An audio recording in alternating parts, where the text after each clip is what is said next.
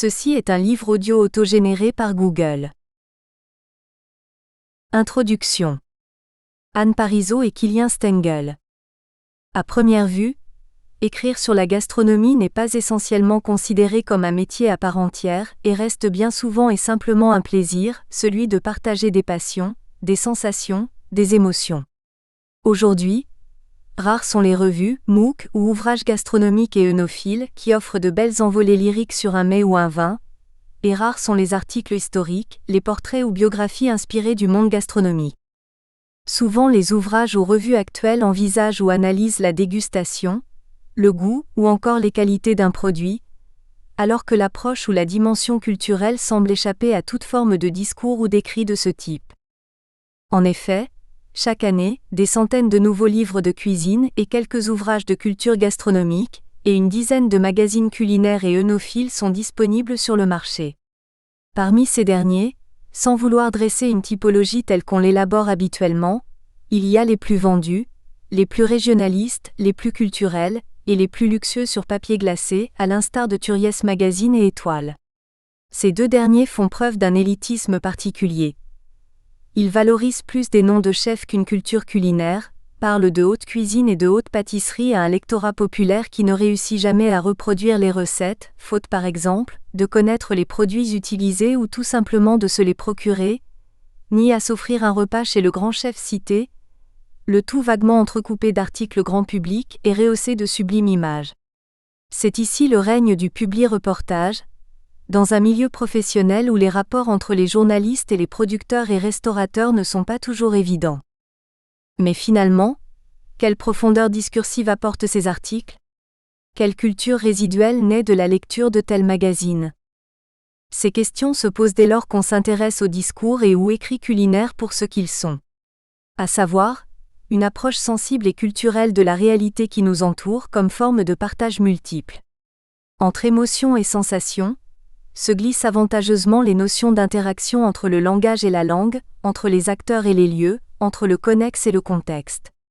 De perception en représentation, se dessinent et s'inscrivent ces discours dans des réalités disjointes et pourtant relativement unies qui construisent une architecture particulière, dimension temporelle et voyage dans le temps afin d'en apprécier les contours savoureux, dimension spatiale, discursive étendue et en même temps réduite, réunissant des genres de discours différents, des savoirs culinaires et des instruments discursifs.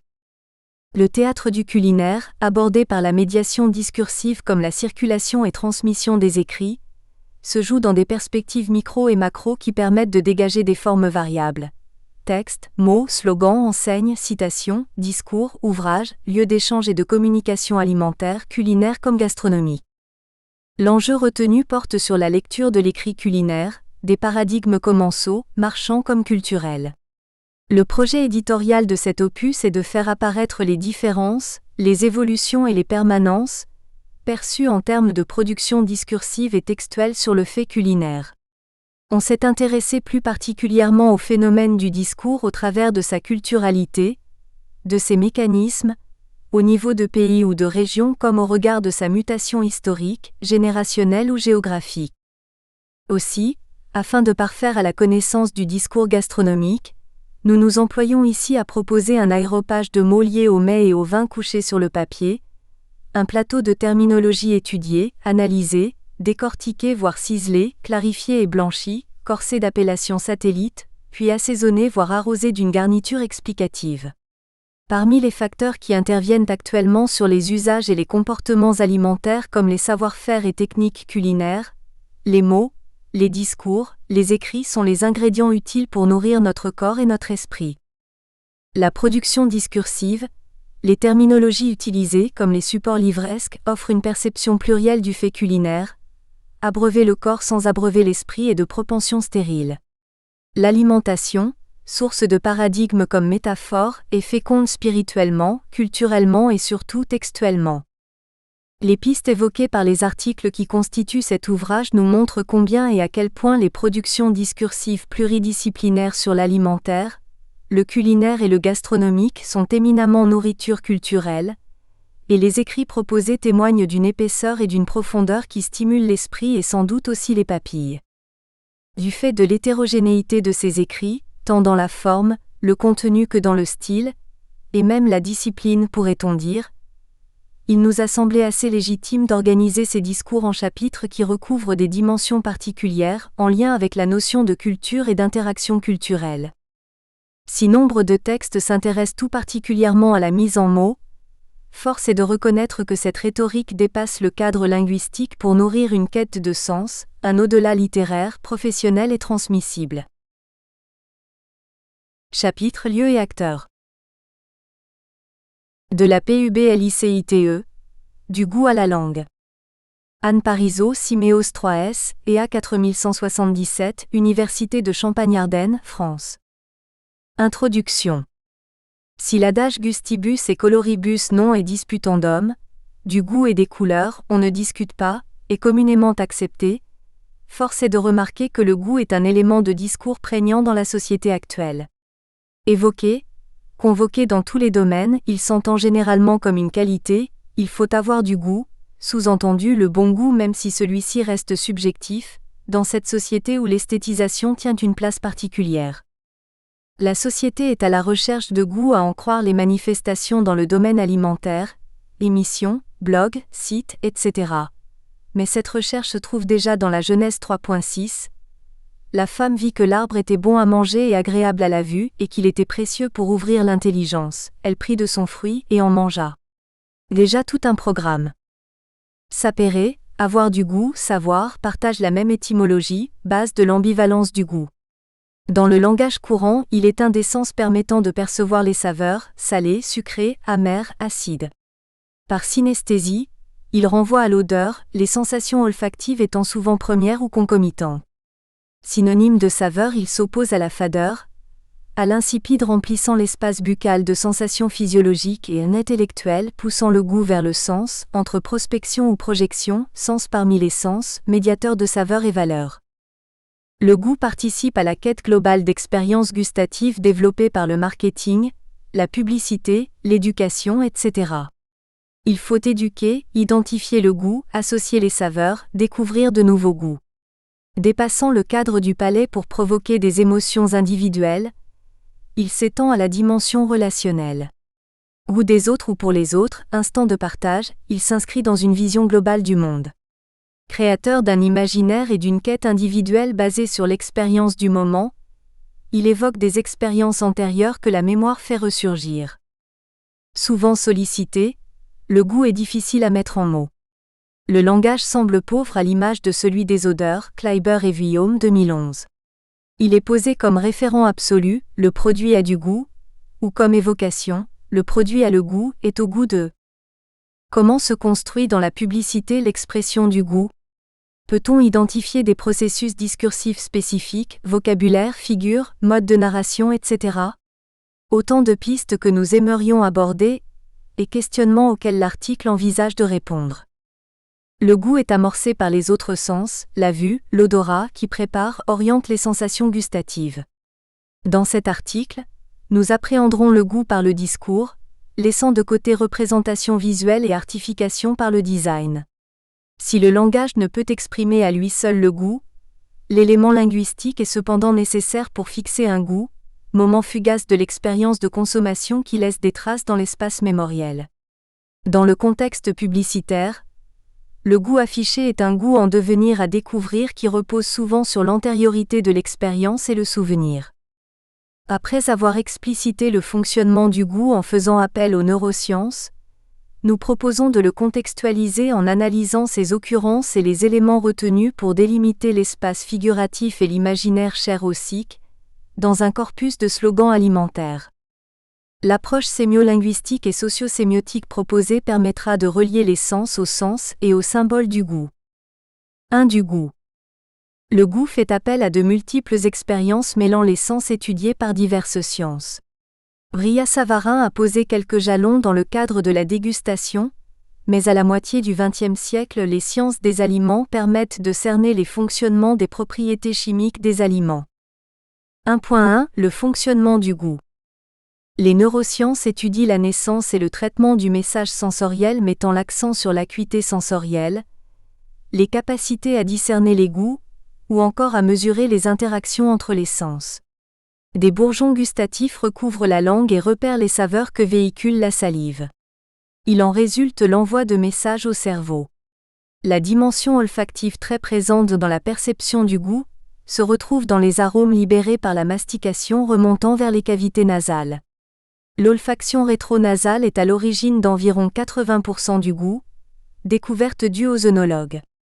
Le langage scientifique ou expert utilise le mot flavor, ensemble des perceptions gustatives, olfactives et trigéminales.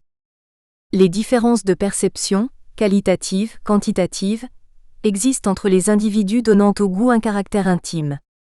Les appréciations se révèlent par le contexte expérientiel qui les modèle et ce, avant même notre naissance. Le goût est un construit social lié à l'environnement et au mode de vie de l'individu. Les saveurs fondamentales, sucrées, etc., fonctionnent encore aujourd'hui comme catégorisation mais s'ouvrent à d'autres saveurs ou sensations. Le goût métallique, le goût du calcium, du réglisse, le piquant, le brûlant. Selon l'INRA, il existerait en fait un continuum de saveurs. Chaque molécule gustative suscite une image sensorielle reconnue spécifiquement par le cerveau. Les sciences du goût ont permis de comprendre ce phénomène complexe. Reste à rapprocher le goût du langage pour privilégier l'aspect communicationnel. S'il y a 1001 saveurs, il n'y a que 4 mots pour le dire, Forion. 1.2 Du goût à la langue.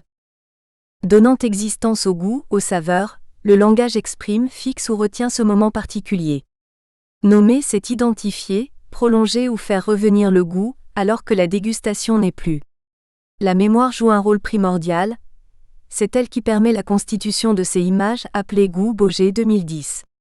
Melot 2010/130 signale que cet art de la bouche peine le plus à trouver son vocabulaire propre comme si la mise en bouche de l'objet étudié décourageait non pas les discours, mais les moyens que la langue se donne pour les tenir. Les mots pour dire le goût sont en général métaphoriques et empruntés aux autres sens. Ce fossé sémiotique pose une vraie question aux linguistes et partant à l'anthropologue. Un hiatus existe bien entre la physiologie des 4 saveurs de base et les qualités reconnues aux objets que l'on goûte. Des études identifient les arômes pour communiquer non pas sur le goût, mais le goût des aliments. Mettant en avant des profils sensoriels, des listes de mots utilisés pour décrire le goût d'un aliment, Desfossé et Bouteau, 2013/218, s'enrichissent de l'apport sémiotique qu'il inscrit dans un espace figuratif. Le goût se définit en relation avec la saveur, sens qui s'applique aux choses, relations et valeurs. Le Centre national de ressources terminologiques et lexicales liste 70 synonymes. Seuls quelques termes relèvent du gustatif et de l'olfaction, fumet, saveur, odeur, sapidité, senteur, odeur, etc. Les autres relèvent du sentiment d'appréciation en rapport à des situations, des personnes, passion, amour, du domaine de l'esthétisme, élégance, esthétique, beau et font état d'un ressenti psychique. Nous sommes loin des saveurs, arômes ou flaveurs. Ces éléments font ressortir la complexité du concept, entre sens propre et figuré. Figure 1 synonyme de goût. Sapidité met en égale relation synonymique goût et saveur. Sapidité reste d'un emploi restreint, discours expert agent de sapidité. Saveur renvoie à piquant et correspond plus à une sensation qu'à un goût. On voit combien les limites entre les termes sont ténues. Si goût, sapidité, succulence se rattachent à l'expérience gustative, charme, générosité et agrément dépassent ce contexte. Figure 2 synonyme de saveur. Ces analyses ont délimité le fonctionnement du goût comme processus physiologique et reconstitué un univers lexical, sémantique.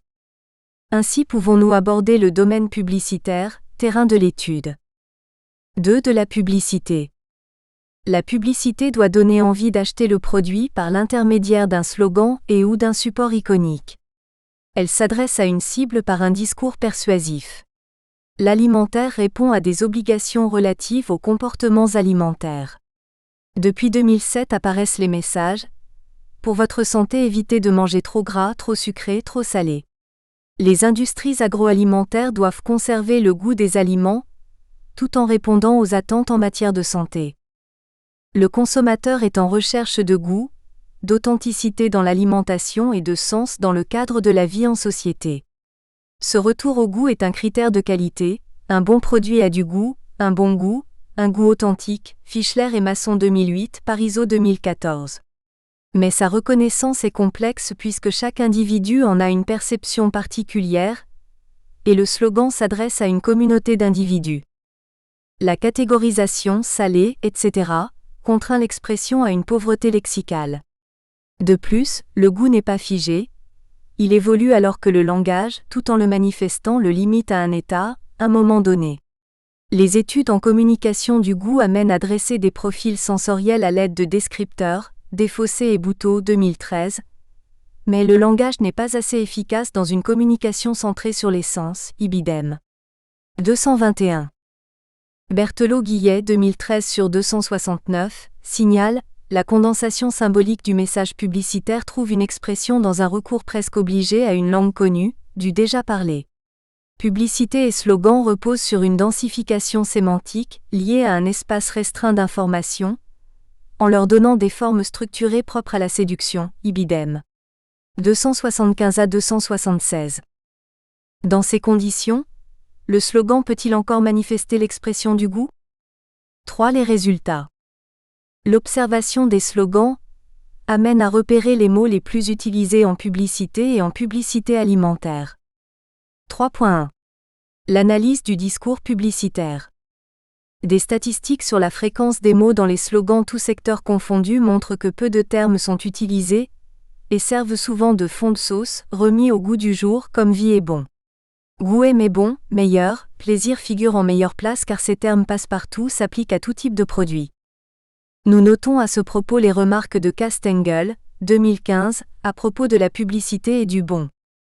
Il est souvent considéré que le bon commercial nous est livré de facto mais factice, c'est-à-dire apporté de faits, inexplicables et injustifiables, car la publicité ne fait rien d'autre que du stéréotype dans le cadre de sa création comme dans le cadre de sa diffusion. Elle sursémantise le contenu, d'où ce sentiment du bon qui ne s'analyse pas, citant l'intervention de Karine Berthelot-Guillet, entre Francité et Made in France, les chemins du publicitaire, colloque international Goût et identité culturelle, Université de Bourgogne, Dijon le 18 décembre 2014. Nous nous sommes appuyés sur une entreprise de veille, sous les logos, exclusivement dédiée aux slogans publicitaires et aux signatures de marque. Sa base de données recense quotidiennement les slogans exploités ou ayant été exploités en France depuis 1970. Les schémas empruntés relèvent des années 2013 et 2014. Figure 3 mots les plus cités en publicité copyright sous les logos 2014. Dans le secteur alimentaire goût 58 fois et bon 60 sont cités. Ensuite plaisir 48, meilleur 27, saveur 22, souligne un ressenti, plaisir et ou une qualité, bon meilleur. Figure 4 les mots les plus utilisés dans l'alimentation 2013, copyright sous les logos 2014. 3.2 Le corpus. L'analyse se poursuit par l'étude de slogans publicitaires alimentaires, en relation avec le concept de goût. Pour des raisons de lisibilité des slogans, nous soulignons en gras le nom de marque. Le corpus est établi à partir de nos connaissances personnelles ainsi que la consultation d'un blog. Celui-ci est créé depuis 2008 et recense tout type de slogans, plus de 3400 actuellement. Nous nous sommes intéressés uniquement aux slogans en français, sur une période de 10 ans environ. Nous avons repéré et classé 239 slogans alimentaires, dont 81 slogans comportent goût. Nous nous sommes heurtés à la difficulté de reconnaissance et de sélection des messages. Nous avons exclu ceux sans référence à l'alimentaire, Renault un goût certain pour la perfection, etc. Et ceux qui n'évoquent pas le goût, Gervais à boire pour grandir ces géants. D'autres au contraire peuvent intégrer la thématique du goût sans pour autant présenter le terme MMMMHH, Danone ou taille fine fondée de plaisir. Il en sera de même pour l'ensemble des termes sélectionnés. Nous avons donc retenu 130 messages liés à la sapidité, aux arômes, saveurs et valeurs, définis à partir des synonymes et définitions du goût. La thématique du goût est vaste. En effet, le lexique fait état de mots centrés sur le goût mais plus que cela. Les recherches Desfossé et Bouteau 2013 sur 226-227 sur le pain soulignent des mots comme énergétique, doré, terroir, appétissant, rustique, renvoyant tout autant à des dimensions gustatives, sensorielles, qu'à des moments, des traditions ou encore de moments de consommation. Le slogan publicitaire peut-il rendre compte de cet espace figuratif du goût? Procédons à l'analyse de notre corpus. 3.2. Le bon, le brut et le plaisant. Sur 130 énoncés, 51 utilisent le mot goût ou ses dérivés. L'adjectif bon ou good est présent dans 35 énoncés. Viennent ensuite 20 autres qu'il nous conviendra de préciser, 14 plaisirs, 8 saveurs savourées arômes, enfin 4 meilleurs. Figure 6 citations relevées dans les slogans. Le lexique est donc restreint et goût fonctionne comme générique. Cependant, l'analyse plus fine des slogans révèle les caractéristiques sémiolinguistiques. 3.2.2 Le goût. Goût, un référent unique. Ligol le goût, Amora par amour du goût, Ducrot la passion du goût, Quick-nous c'est le goût. Il s'érige comme norme absolue, le produit ou marque se singularise en ayant du goût, signe de reconnaissance. Cette caractéristique dépasse le produit et intègre la sphère de la vie, avoir goût à la vie signifiant aimer la vie, que certains slogans exploitent par métonymie. Fleury-Michon savoir goûter la vie. Glutafin donner plus de goût à votre vie, Tesser et la vie à meilleur goût. Il est accompagné de descripteurs. Barilla le goût de l'Italie, Bon matin le goût d'être bien, Erta le goût des choses simples. Ces slogans jouent sur la polysémie. Barilla évoque au chercheur l'analyse de Barthes, 1964, sur l'italianité du produit, invitant à la construction de représentations, d'images associées à la sapidité des produits donnant une connotation culturelle. Bon matin fait référence à des moments de vie, dégustation matinale. Erta associe le produit à une conception et un regard porté sur le monde à partir de nos propres expériences de vie quotidienne. Il renvoie à une certaine nostalgie, sorte de paradis perdu à retrouver dans le produit ou la marque. On touche aux valeurs véhiculées par la société en quête de sens, de saveur. Le goût est authentique, naturel, originel donnant une dimension spatiale et temporelle, verticale et horizontale, où sensations gustatives et émotionnelles sont entremêlées. La croissanterie le goût du naturel, Justine Bridou le vrai goût du partage, la panetière le goût du pain retrouvé, le bœuf le goût d'être ensemble, la marinière le goût de l'inoubliable, le rustique le goût de l'authentique. 3.2.3 Bon et meilleur. Stengel a étudié la présence du bon dans la publicité à partir de slogans entre 1965 et 2012, site www.ina.fr, datant de 1965 à 2012 et il a déterminé les fréquences et correspondances des mots attachés à bon, dans les slogans, 2015 sur 104. Au regard de ces slogans qui portent le mot bon, comme un signe conventionnel, une lecture stéréotypée et préprogrammée, ainsi que la présence du verbe être, comme un potentiel synonyme du verbe exister ibidem. 105. Nos exemples font ressortir divers emplois syntaxiques. En position d'adjectif. Il caractérise le produit de façon positive, ou fait référence à des moments de vie. Banette partageons l'amour du bon pain. Grand-mère sait faire du bon café, la vache qui rit que de bons moments. Bon épi, bon baguépi, Stengel 2015 sur 53. Comme le signale Stengel, le bon est intraduisible sensoriellement mais reste transmissible culturellement ibidem. 56. En position d'adverbe. Avec ou sans adverbe d'intensité, le bon fait recette et prend différentes valeurs, du bon à déguster au bon santé ou la double signification d'une expression lexicalisée, avoir tout bon. Les six chefs rien n'est trop bon pour les bébés, bon duel quand c'est bon duel. Danone c'est bien parce que c'est bon, Fleury-Michon foie de canard il a tout bon. Meilleur, degré d'intensité complète ces exemples et les occurrences caractérisent le produit, ou plus largement la vie. Gallia après le vôtre, probablement l'un des meilleurs laits, Maï cuisinez-vous une vie meilleure, Mikado aime comme meilleur, Tesser et la vie à meilleur goût. 3.2.4 Autres. Le terme goût non cité est présent par inférence avec une connotation positive, du goût aux sensations procurées. L'expression de la saveur, de l'intensité, du bon. Danone MMMHH, Danone. L'interjection évoque la saveur et le bon allant jusqu'au plaisir. Brie délice une envie, un délice. La marque, mot valise évoque le bon goût repris par délice.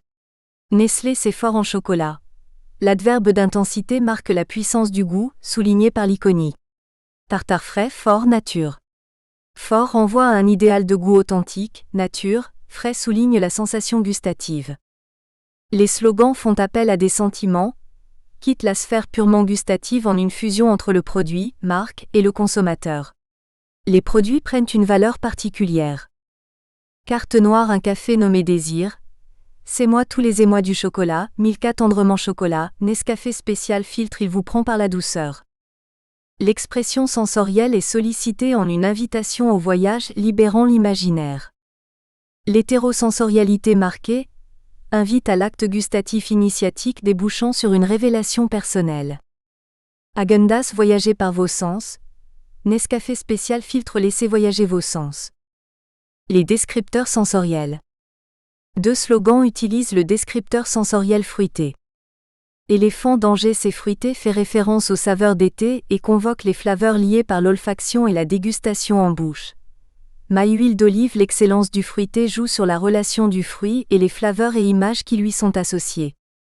3.3.5 Plaisir. Le plaisir évoque le partage ou l'individualisation, liée à hédonisme. Ansel, pour le plaisir de faire plaisir.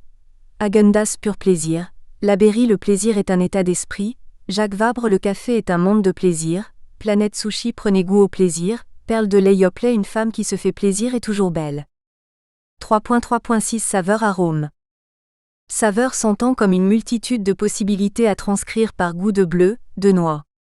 Apéricubes, 16 saveurs inoubliables. Y a plein de saveurs dans un cornichon Amora. L'acidité, souvent en mémoire, est en concurrence avec des sensations comme le croquant, soulignant le besoin de sortir des saveurs préalablement définies. Knorr, donner de la saveur à la vie. Saupiquet, plein d'idées à savourer, souligne un usage métaphorique. Carte d'or, des émotions à savourer. Le verbe laisse une grande place à l'hédonisme et exploite la sensorialité.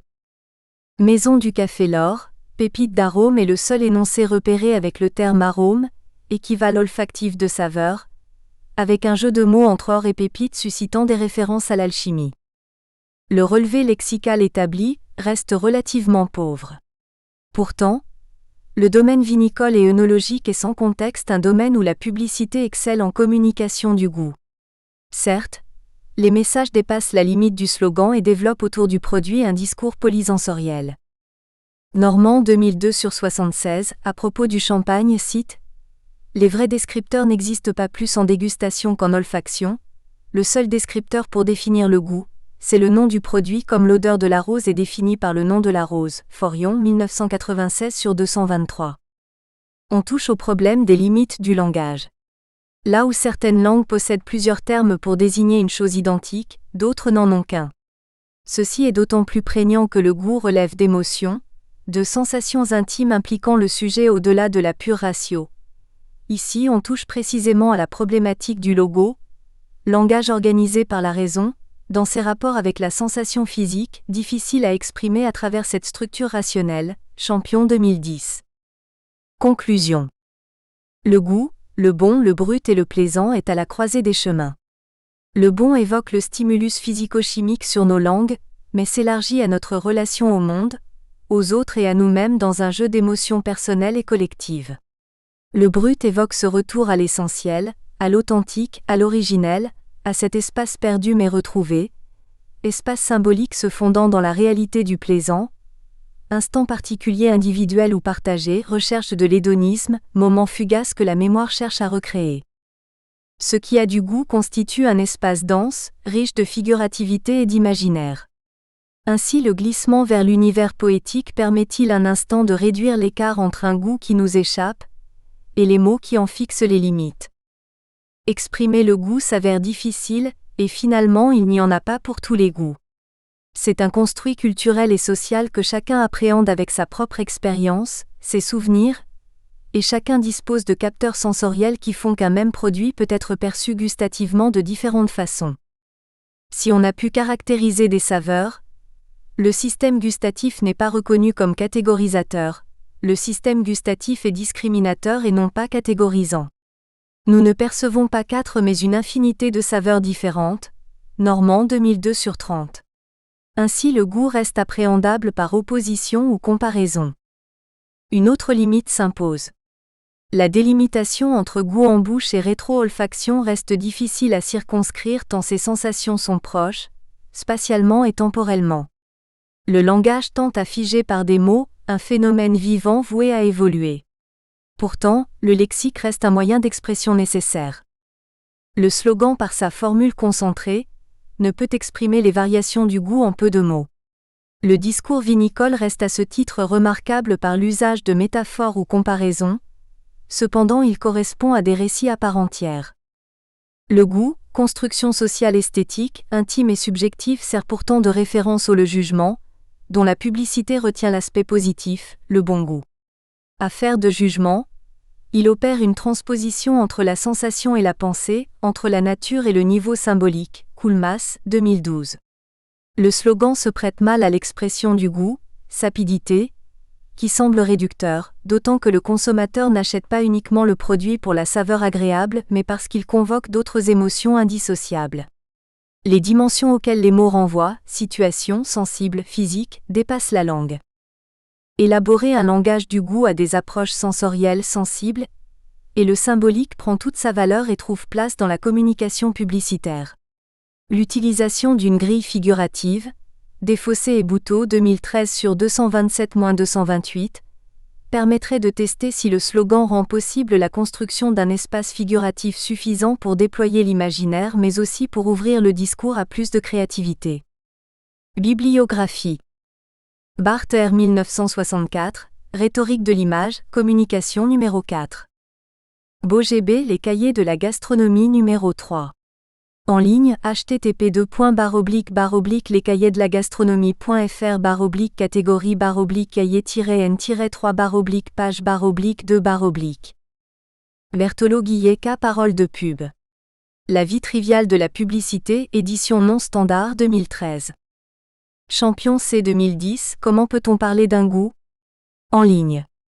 http://exploratrice de saveur.com /2010/02/15 la-bouche-de-l'espace-de-tiret-les-spaces-de-tiret-comment-peut-on-parler-d'un-goût Koolmas C 2012, Le sens du goût, conférence à l'occasion de la Semaine du goût MLC Librairie Café littéraire et philosophique Genève. En ligne, http://www.corina-koolmas.eu conférence-le-sans-du-goût.html. Desfossés J. Bouteau J. 2013, Communiquer sur le goût, du discours de la méthode et Satches, Journal for Communication Studies, vol 611, pp 215 à 231. Fischler C. Masson E. 2008, Manger. Français, Européens et Américains face à l'alimentation, édition Odile Jacob. Kleiber G. et Guillaume Monsieur 2011, Pour une sémantique des odeurs, langage, volume 181 Paris Armand Collin, page 17 à 36. Melot Monsieur 2010. Communication et langage, page 130 à 130. En ligne, http://www.nec+.eu/abstract-base-0336150010010012-135. Normand S. 2002, Les mots de la dégustation du champagne, Analyse sémantique d'un discours professionnel, CNRS édition Paris. Observatoire des aliments, Les mécanismes du goût, http://www.observatoire-des-aliments.fr/khalid-goût-mécanisme. Stengel K 2015, Modèle du bon et concept du bien manger. De la discursivité à la transmission. Thèse de doctorat sous la direction de J.J. Bouteau, Dijon. http://grand-public-alimentation-et-sans-bar-la-tiret-public-grand-les-centre-des-attention-parenthèse ouvrante qui parenthèse fermente /0 2013. À la bonne franquette, à la bonne fourchette, à la bonne blanquette. Les noms de restaurants, une savoureuse onomastique. Pascal Lardelier, Université de Bourgogne-Franche-Comté, France. Les noms de restaurants constituent un curieux impensé. Où que nous vivions, nous passons notre vie à passer à table, et régulièrement nous déjeunons et dînons dans des restaurants qui presque tous répondent à un nom. Durant le mois écoulé, combien de fois avez-vous franchi le seuil d'un restaurant? Très probablement plusieurs fois. Vous souvenez-vous leur nom? Et si oui, ont-ils joué un rôle dans le choix du lieu de restauration? Peut-être que des rendez-vous ont été donnés à des amis dans l'un de ces restaurants, et c'est alors le nom de celui-ci qui a servi de point de ralliement. À 20h chez Chartier, j'ai réservé à mon nom pour 4. Et puisqu'on parlera ici des restaurants lyonnais, mettons notre exemple en contexte avec une institution non pas parisienne, mais chère aux Gaunes. Rendez-vous à 12h30 à la brasserie Georges. De prime abord, on perçoit sans peine la réduction métonymique à l'œuvre. Gageons que l'analyse proposée ici ira dans le sens des constats que nous établissons tous empiriquement, face à ces dénominations jamais neutres. Le fait est que les restaurants sans nom, se fondant sur un générique et tautologique restaurant pour toute enseigne, sont très rares, cas d'espèce au sein d'un système possédant une logique interne profonde. Car disons-le de prime abord, les noms de restaurants constituent une rhétorique spécifique. D'où l'intérêt nous semble-t-il d'analyser ce corpus immense comme un ensemble cohérent, sachant que derrière l'exercice herméneutique stricto sensu, on peut lier sémiologie, analyse des stéréotypes et des tendances alimentaires. En effet, on peut cautionner le principe selon lequel le nom du restaurant nous donne à voir ce que l'on va manger, mais aussi accréditer la thèse qui amène à considérer que les noms des restaurants nous présentent le panorama des grandes tendances alimentaires. Le nom commercial investit de forts enjeux symboliques. Le fait est que les restaurateurs nomment toujours les enseignes, mais jamais incidemment. Et ils épousent l'air du temps d'un point de vue onomastique, stratégique. On rencontre là une très classique pragmatique de la communication, et même orthographique. Révélateur ou symptomatique de cela, les O qui se généralisent et ont remplacé les O ou O, ces O nous semblant directement inspirés de l'écriture SMS et du langage texto. Et pourtant, très peu d'études ont été consacrées à cette onomastique particulière. C'est précisément ce manque que cet article entend combler, en proposant une analyse de la manière dont sont baptisés les lieux de restauration. Le regard sera stylistique quant à la méthode et sémiologique dans l'esprit, étant entendu que c'est dans une lointaine perspective barthésienne que nous entendons mener cette lecture, par la mise au jour de la dimension idéologique de ce système terminologique, système implicite tapi derrière cette rhétorique conventionnelle et porteuse de normes et de beaucoup de clichés, une fois dépassé le classique exercice de typologisation. Le restaurant est à nos yeux le lieu de cristallisation d'envie partagée que ce nom doit exprimer, ce qui nous ramène à établir une autre passerelle avec Barthes. Qu'est-ce que la nourriture? Ce n'est pas seulement une collection de produits justiciables d'études statistiques et diététiques, c'est aussi en même temps un système de communication, un corps d'image, un protocole d'usage, de situation et de conduite. Or, mets et mots sont intrinsèquement liés, le manger et le dire partagent un destin commun, unis par le sens et par la bouche. De même, nous essayerons de jeter des passerelles entre le domaine spécifique des noms de restaurants et d'autres formes de noms, qui peuvent apporter des éclairages intéressants. De fait, la transversalité s'invite au cœur de cette étude stylistique, mêlant sémiotique sociale et sémio-anthropologie dans une optique pragmatique et communicationnelle. Notons que la nomination des restaurants intervient dans un contexte socio-culturel particulier. Le repas gastronomique des Français est entré dans le patrimoine culturel immatériel de l'humanité. De fait, cet exercice revêt des enjeux d'autant plus importants, symboliquement et commercialement. Et ces noms entrent de plein droit dans la culture française, pouvant être considérés comme éléments culturels à part entière, reflet des tendances et évolutions économiques, sociales et linguistiques. C'est sur la base de ce nom, d'abord juridique et commercial, que les établissements communiquent, publicitent et entretiennent des relations avec les administrations, les fournisseurs, les partenaires et les clients. Il y a bien sûr dans cette pratique consistant à baptiser un restaurant d'évidentes raisons commerciales, mais d'autres qui sont identitaires et symboliques. Ce nom est censé représenter l'établissement, donner des indications fiables et rapides sur ce qu'on y trouvera pour se sustenter. À quoi sert ce nom spécifiquement? À donner une existence juridique, d'abord.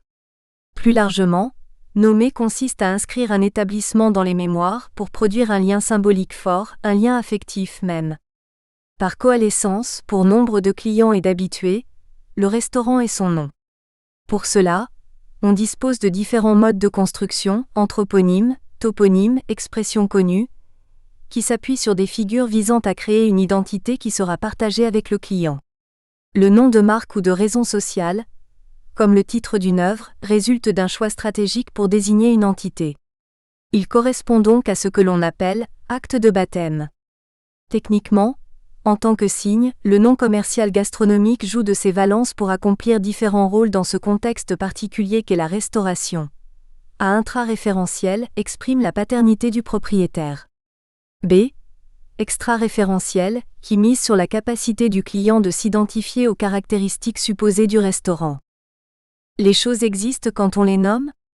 Eh bien, le restaurant existe bien plus par son nom propre, qui fait sa spécificité, que dans la tautologique désignation restaurant. Ce nom est tout à la fois un gage et une promesse. Et le cas de figure est fréquent, voyant les futurs clients se déterminer sur la seule foi de ce nom, quand ils ne connaissent pas encore la maison. Cette onomastique, poétique et pragmatique à la fois, se place donc entre promesse commerciale et horizon d'attente. Elle invite implicitement au royaume des évocations et de la connotation. En un mot, en un adjectif, tout doit être dit, des univers culturels et gustatifs s'ouvrant dès lors. Il ne faut pas hésiter à élargir la problématique en plaçant le statut du nom de restaurant entre nom de marque et nom propre, ce qui amène à s'interroger sur son sens, sur son épaisseur sémantique, Barthes, ses connotations associatives, Kerbrat Orecchioni et autres évocations symboliques. À l'instar des menus de restaurant, leurs noms, rassemblés en ensemble syntagmatique, peuvent aussi se lire comme un texte, qui nous en dit forcément plus qu'il ne le prétend. Pour nous, ce nom est à considérer non dans ce qu'il dénomme et dénote, ce qui serait l'objet d'une rhétorique alimentaire, mais bien plutôt dans ce que révèlent les choix rhétoriques qu'il met en œuvre. Et si se nourrir n'est pas seulement satisfaire un besoin biologique, mais constitue un acte précisément symbolique, le choix du restaurant par l'intermédiaire de son nom l'est aussi, et ceci oriente une vision du monde, l'homme se nourrissant de signes et de symboles. On pourrait aller jusqu'à dire que si le mangeur est transformé analogiquement par le manger et acquiert certaines de ses caractéristiques, le nom du restaurant, qui peut inciter à franchir le pas et à entrer, possède même une charge performative. Car comme les noms de référence commerciale, le nom est un élément déterminant dans le choix et donc dans l'acte d'achat. Les noms de restaurants sont des noms de marque, on y revient, par certaines ressemblances dans le fonctionnement. Par une analyse linguistique liée au marketing, Erdrueta reconnaît aux noms de marque et de produits des aspects culturels importants, car ceux-ci dépassent le caractère purement matériel pour toucher aux valeurs, aux symboliques des représentations. La marque s'avère être une instance sémiotique porteuse de sens, comme le nom de restaurant précisément. D'ailleurs, la création de noms de restaurants s'invite sur le net et dans les forums, et des agences proposent leurs services. Indéniablement, il y a là un marché. Voici un exemple révélateur de ces préoccupations trouvées en ligne. J'ouvre un restaurant haut de gamme. Je cherche un nom en adéquation avec la qualité et le standing de l'établissement, un nom facilement mémorisable, pas trop long, de bonne consonance et qui donne une bonne image. On perçoit là qu'en plus de la désignation stricto sensu, le nom est chargé d'activer une relation particulière, attirer le client et transmettre du sens et des valeurs qui correspondent à un ensemble sémantique et symbolique complexe. Si pour Jean-Pierre Poulain, nommer un mets c'est le faire exister, c'est lui donner un statut, on comprend encore plus l'enjeu de la nomination d'un restaurant.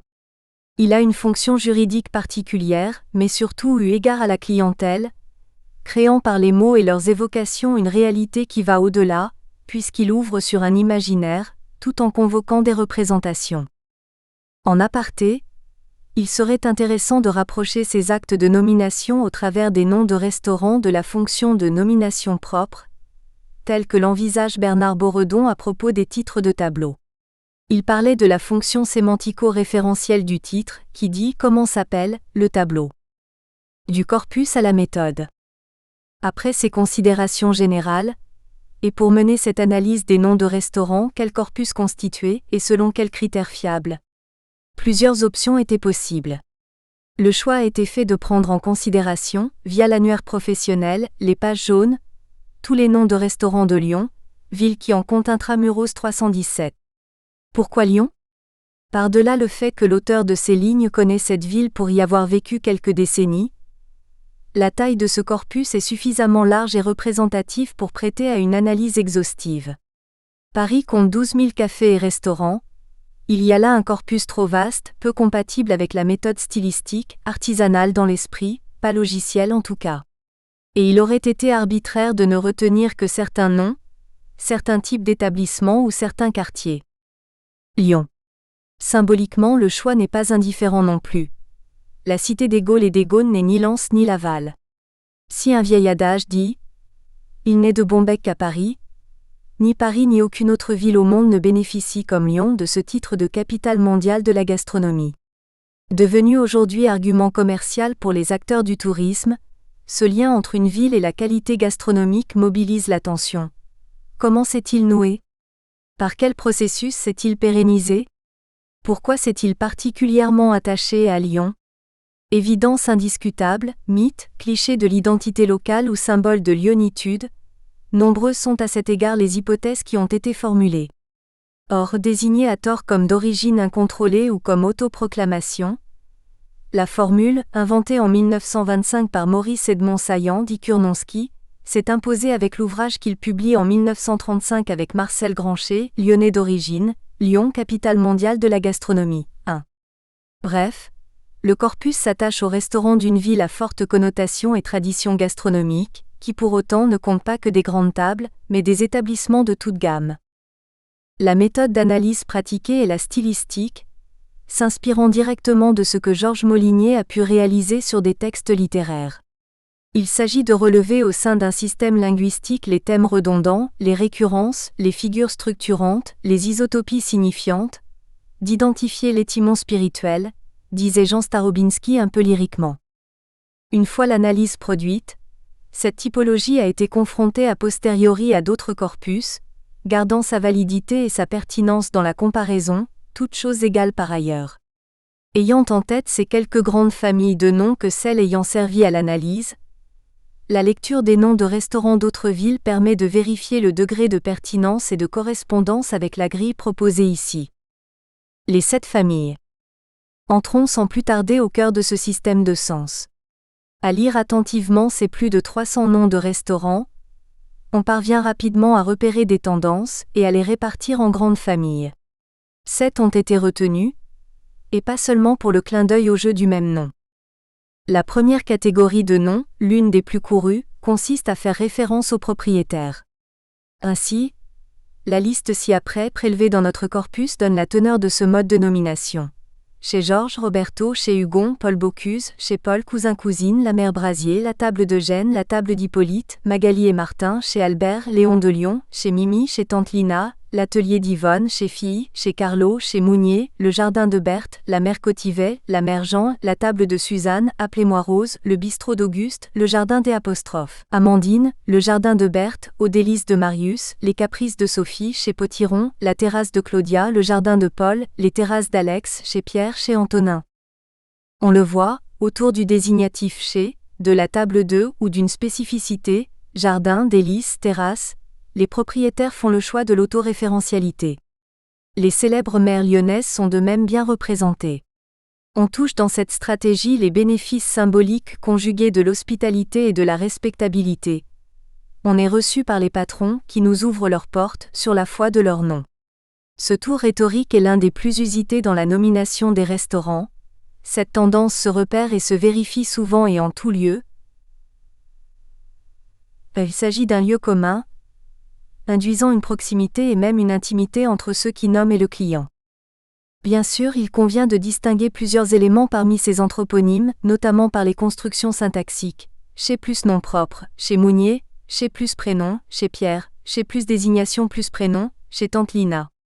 Principalement utilisés avec des prénoms, ceci souligne une proximité forte. Il est rare qu'il y ait juste un nom propre, Mounier, ceci indiquant une notoriété déjà établie. Enfin, il y a la référence autosuffisante, Paul Bocuse.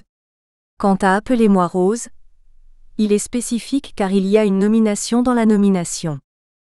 On peut considérer que cette famille renvoie aussi aux besoins de transparence liés notamment aux crises alimentaires, puisque l'on montre qui on est pour rassurer le consommateur, tout en conférant aussi une dimension affective, via le lien de proximité créé par le prénom.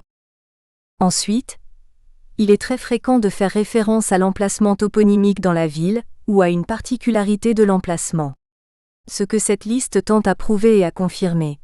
Au Vieux-Mur, le bistrot Pizet, café du Gros Caillou, il s'agit d'un quartier de Lyon, la Galerie, l'Angle, le Bouchon de l'Opéra, le Duplex, le Pavillon, le Potager des Halles, les Tables Claudiennes, les Muses de l'Opéra, le Saint-Vincent, Brasserie des Célestins, la Passerelle, la Traboule, la Voûte, le Comptoir des Marronniers, Pont et Passerelle, le Caveau, le Bistrot du Palais, aux 24 colonnes, cette enseigne jouxte le Palais de Justice, L'.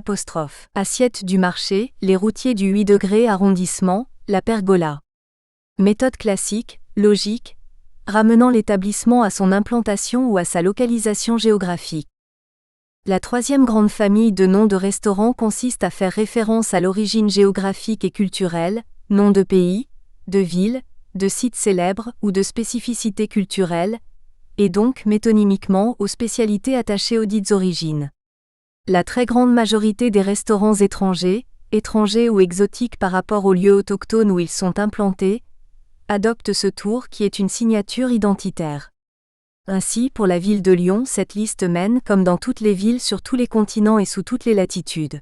Bangkok Royal, Barcelona Tapa, Crêperie Belle-Île, El Poron, El Sombrero, El Tex-Mex, Ibiza Café, Jet Food Tandoori, la Koutoubia, Xar, la Mamounia, le Mandarin, l'Émir, le Montana, le New Cashmere, Little New York, l'Océan, le Mandarin, le Minaret, la Mise des Îles, Régal Exotique, le Petit Persan, le Rocher d'Orient, une petite tour en Camargue, Brasserie Le Nord, Café du Jura, L'. Escale à Belle-Île, la Houblonnerie, la Piazza Papa, la Route des Pâtes, Little Italy, Mama Caroni, Sapori et Vini, Etna, la Tour d'Asie, le Tartufo, le Karachi, Étoile d'Asie, Jonc d'Or, la Médina, Copacabana, le Romantica, Matsuri, le Monde d'Angkor, le Palais de l'Inde, le Brasilia, le Zanzibar, l'Oasis, Suelta Verde, le Mendo, le Palais de Chine, le Soleil, le Sud, l'Est. Là, la référence culturelle, toujours métonymique, constitue une promesse, un contrat tacite. On peut y entrer les yeux fermés. On sait sans coup férir ce qu'on trouvera dans son assiette. Il serait incongru, et peut-être scandaleux, de demander une choucroute à la Médina, et ridicule de vouloir manger une pizza au Bangkok Royal. Ce choix toponymique s'attache à mettre en avant les évocations, les connotations ouvertes par le simple énoncé, qui fonctionnent commercialement de manière évidente. D'ailleurs, cette famille pourrait être scindée en deux, l'une pour faire référence à la valorisation du terroir français et sa patrimonialisation et l'autre majoritaire, pour renvoyer à l'alimentation sans frontières et à l'ethnicité. Plus largement, l'utilisation d'une référence exotique ou étrangère semble ouvrir à une relation à l'autre mais qui est relativisée.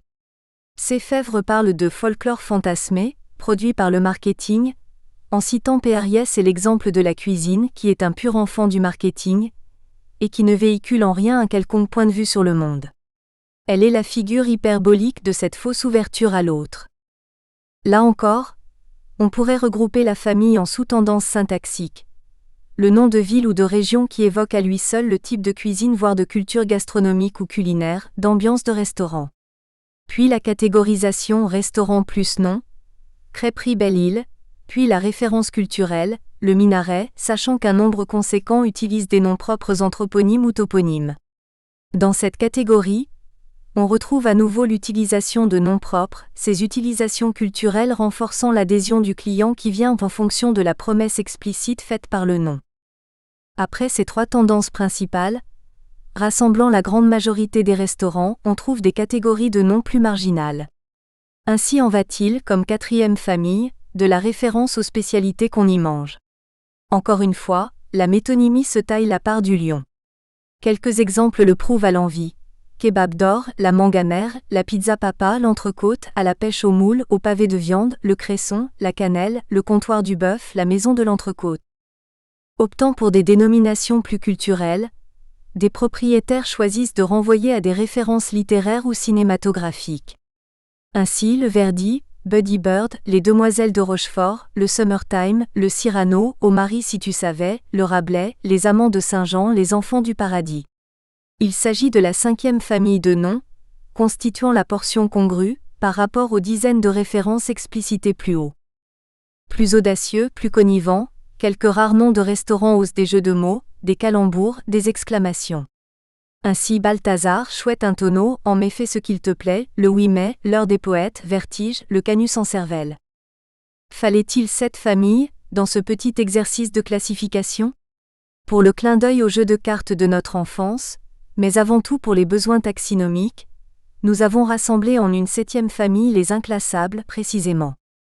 Car des propriétaires de restaurants font commercialement le choix risqué de noms énigmatiques, ou qui ne font référence à rien de connu, en première lecture.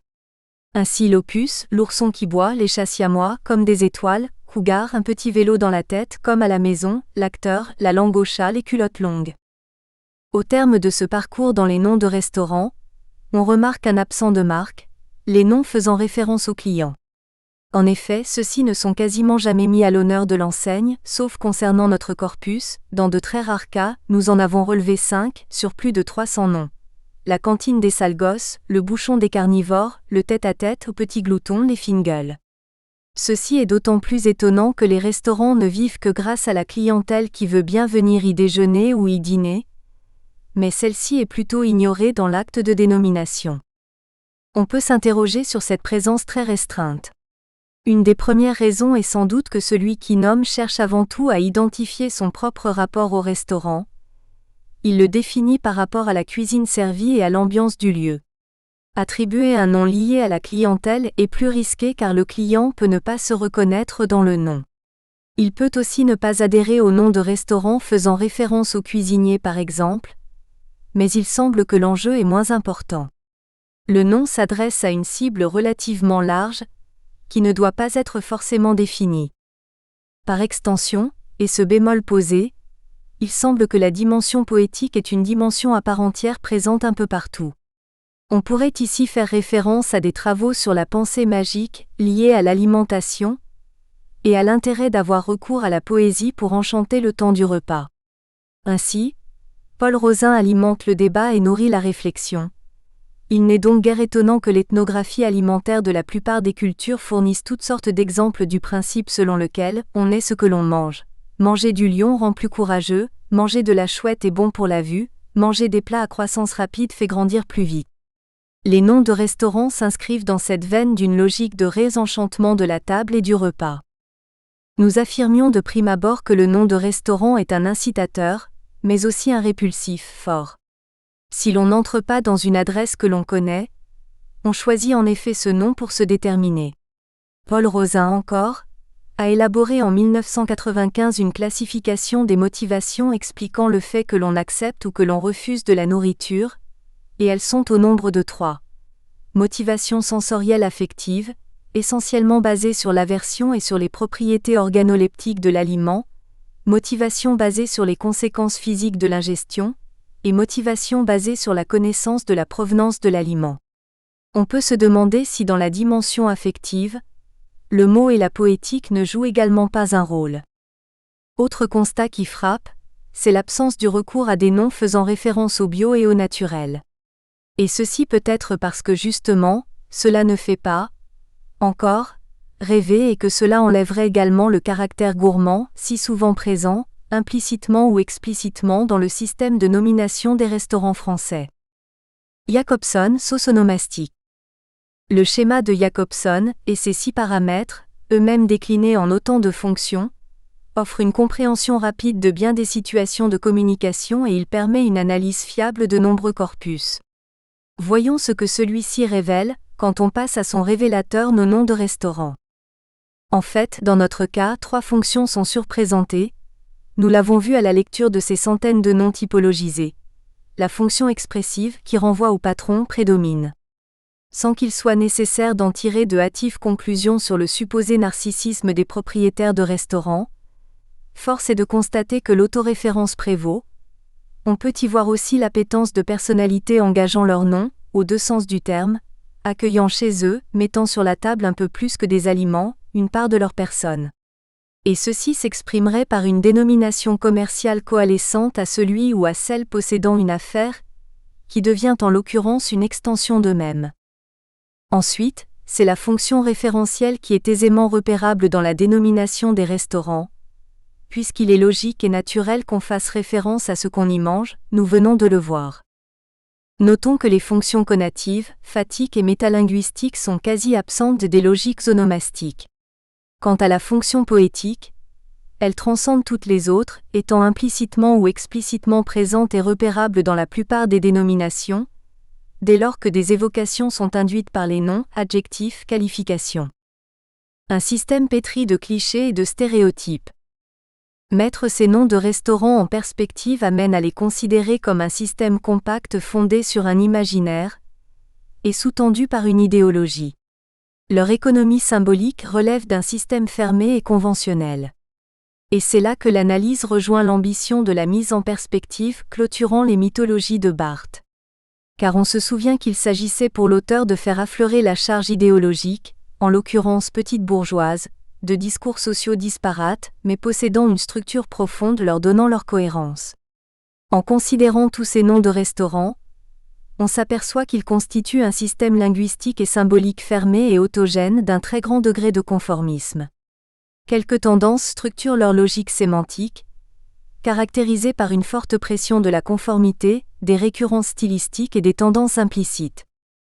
Une mise en perspective rhétorique permet de vérifier l'emprise de la métaphore et l'empire de la métonymie dans les processus langagiers, l'emploi de celle-ci étant dans notre cas équilibré par une moins poétique tautologie. Ce système assure le règne des lieux communs et autres stéréotypes, plus culturels que gastronomiques. Ainsi, le destin de tout restaurant exotique semble être de brandir ostensiblement les clichés de son ethnicité. Le restaurant traditionnel, lui, utilise une stylistique de la bonne maison et du comme à la maison. Hospitalité, convivialité, confiance, tradition. Quant à la cuisine inventive ou nouvelle cuisine, elle se doit d'être bobo, dès son nom, connivant, drôle, parodique, second degré. Finalement, une implacable logique prévaut à cette onomastique, traversée par un champ de tension manichéen. N'y retrouve-t-on pas les dyades anthropologiques de l'ici et de l'ailleurs, de la tradition et de la modernité, d'un nous local s'opposant au autre, s'assumant tel, et qui à ce titre, exacerbant les signes de leur ethnicité et de leur exoticité? Tout semble organisé pour que chaque nouvel entrant rejoigne la place qui lui est assignée, en choisissant naturellement un nom qui dira qui il est, d'où il vient, ce qu'il fait, et donc ce qu'il sert, à manger. En clair, ces noms assignent patron et client à un destin culinaire qui trouve son origine dans le pouvoir des mots et du nom. Il y a là un contrat implicite mais fort, qu'il est difficile de ne pas honorer. Et plus le nom est connoté, notamment par l'ethnicité, plus ce contrat doit être respecté sauf à désorienter et décevoir la clientèle. Bien sûr, de plus en plus de restaurants servent, notamment dans les grandes villes, une cuisine internationale, censée plaire à tout le monde. Mais qui trop embrasse mal les trains, et le touriste qui veut vivre son repas comme une expérience se détermine souvent en fonction des traits identitaires brandis par l'enseigne. Retour circulaire au nom du restaurant et à sa typographie, mais aussi à la décoration et aux indices exacerbant une origine lisible, de prime abord. Extension du domaine de la poésie. Cette étude telle qu'elle est présentée ici, dans les limites de cet article, est le point de départ d'analyses complémentaires tant le terreau est riche et les analyses empruntant à d'autres disciplines. Elle pose effectivement plusieurs questions auxquelles nous avons amorcé des réponses. Le statut du nom de restaurant, la relation patron-client, ses fonctions. Mêlant à lui seul de multiples enjeux, il mériterait une attention particulière en fonction des régions, une analyse synchronique et diachronique ou un affinage socio-culturel et socio-économique. L'orientation de mes recherches étant clairement sémio-anthropologique, j'ai commencé à investir un autre terrain, in situ cette fois-ci, qui prolongera la présente étude et mes analyses des lieux de restauration, buffets à volonté, etc. confèrent. Opéra Bouffe. Les dizaines de restaurants se jouxtant à Paris dans le quartier Saint-Michel-la Huchette. Ces adresses, bon marché et populaires, devant lesquelles des rabatteurs hâbleurs, souvent en costume traditionnel, essayent d'attirer les passants, couples provinciaux ou groupes de touristes, exacerbent tous les traits de leur ethnicité jusqu'à la caricature. Tables espagnoles, grecques, asiatiques, italiennes, franco-françaises, marocaines, etc., sont alignées en rangs serrés, et chacune se doit de produire les traits de son origine ethnique et géographique via une saturation des signes et du sens. Par leur nom, typographie, costume, clichés culturels en stuc et en toque constituant la décoration. Le taureau, le kimono, le minaret, le béret, la gondole. Ce microcosme constitue un rêve de sémiologue, un carnaval du sens qui fait jubiler l'analyste, tant les signes sont saturés, tant clichés et stéréotypes exacerbés confinent à la caricature. Études en cours et articles à venir. Plus précisément, le présent travail s'inscrit dans le courant des études sur le sensible produites à Dijon depuis une quinzaine d'années. Et pour cause, le terrain, des restaurants, l'objet de l'analyse, un type de discours particulier et organisé sur le goût, et l'orientation méthodologique et théorique de cette analyse, la saisie des éléments langagiers et des tours rhétoriques permettant l'expression de l'identité culinaire et gastronomique, sont un cas d'école des recherches 3SIennes sur le sensible. Comment requalifier en conclusion l'ontogénèse de ce système sémantique, ces noms de restaurants, système qui nous est familier et pourtant impensé? L'onomastique analysée ici relève in fine d'une poétique implicite et populaire, celle que Pierre Sansot a mis au jour dans certains de ses ouvrages, et qui exalte la sensibilité et le sens esthétique de l'homme et de la femme de la rue, et d'abord celui des propriétaires de ces restaurants. Face à ces noms, qui expriment une identité et promettent des spécialités culinaires sur la base et sur la foi d'un nom, nous revient en mémoire ce qu'affirmait le spécialiste de la rhétorique classique du Marseille il y a quelques siècles déjà. Il se fait plus de poésie en un jour aux Halles du Marché qu'en un an à l'Académie. Bibliographie. Ballandier Georges, Essai d'identification du quotidien, Les Cahiers internationaux de sociologie, volume 74, Paris, PUF, janvier-juin 1983, pp 5 à 12. Barthes 1970, Mythologie, Editions du Seuil, Paris. Barthes Roland, pour une psychosociologie de l'alimentation contemporaine, Inanal. Économie. Société. Civilisation.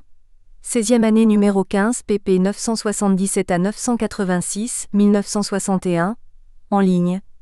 http://www.percé.fr/home/clique-web/a-stiré-bas-039-5-bas-num-16 5 420 772.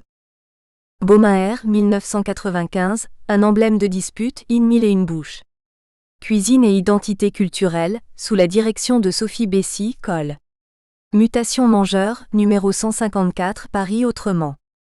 Boredon Bernard, 1997, les titres de tableau. Une pragmatique de l'identification. PUF, Paris 1997. Bonhomme Marc, les figures clés du discours, Seuil, Paris 1998. Bouteau Jean-Jacques 2004, Dire, l'imaginaire de la table, Harmattan, Paris. Breton Philippe, l'argumentation dans la communication, la découverte, Paris 1996. Corbeau Jean-Pierre, Poulain Jean-Pierre 2002, Penser l'alimentation.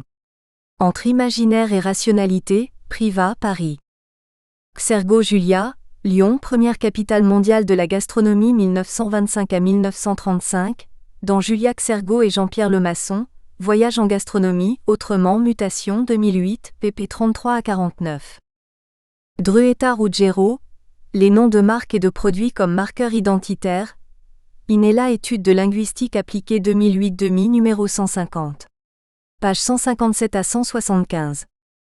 Dupuis Jean-Philippe, rhétorique du menu gastronomique, communication et langage numéro 160, juin 2009, Paris, pp 19 à 33. Fèvre Carole 2012, Onomastique de l'art culinaire en France, thèse de doctorat sous la direction de F. Muller, Université de Paris-Ouest Nanterre-La Défense. Fischler Claude 1996, Pensée magique et utopie dans la science. De l'incorporation à la diète méditerranéenne, une pensée magique et alimentation d'aujourd'hui.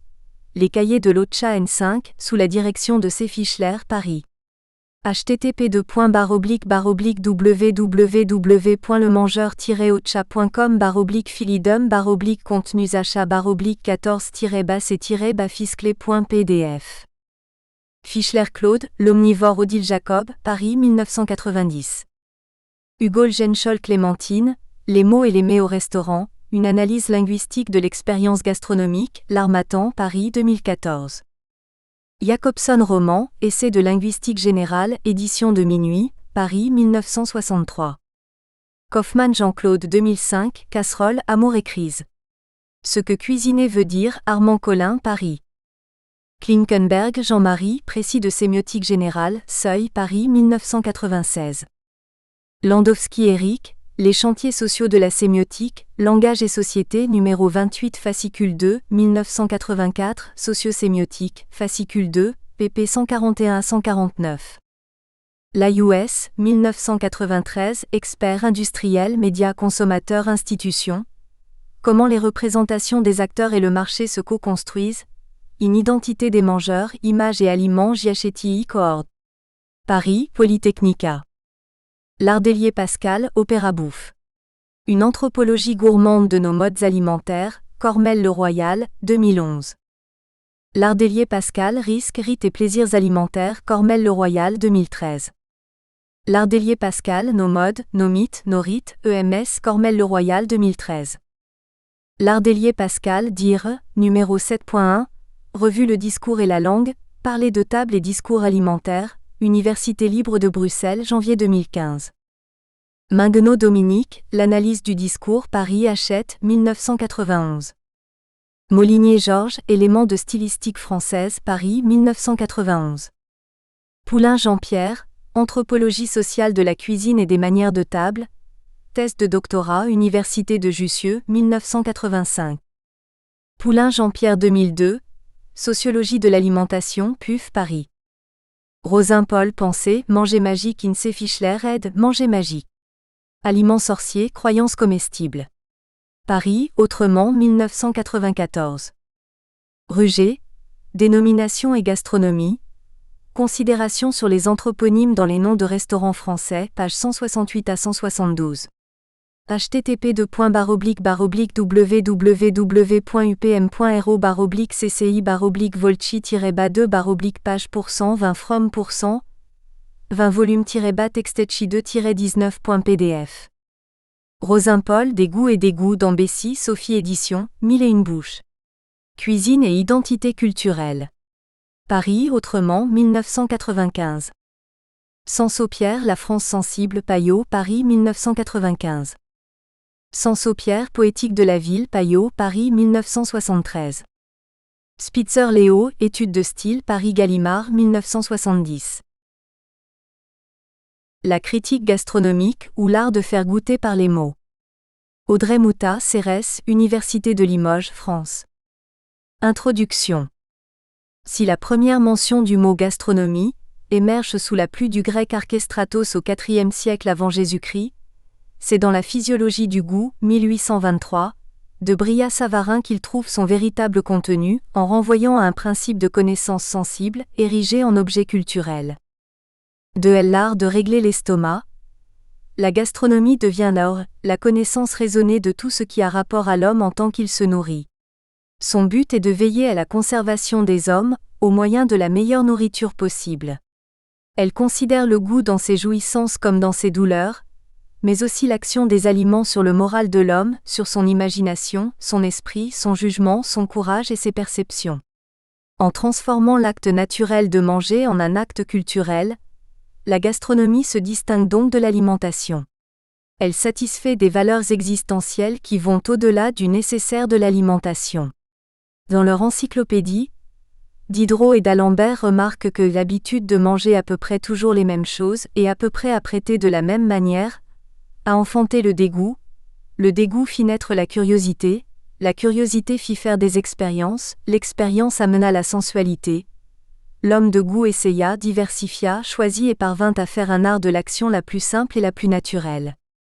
Dans le sillage du perfectionnement des mets et de la sublimation des recettes traditionnelles sont apparus les métiers de bouche, en particulier la critique gastronomique qui propose d'évaluer les plats selon une grille évaluative où prime la préservation des saveurs et la maîtrise des techniques alimentaires. Aujourd'hui devenue une véritable institution, la gastronomie repose sur 3 principes fondamentaux. une revalorisation du goût, une pratique sociale de la convivialité ainsi qu'une normalisation prescriptive du bien manger, bon et sain. Ce goût pour l'excellence gustative, le savoir-faire et l'authenticité s'est popularisé dans la société jusqu'à investir la sphère médiatique, télévision,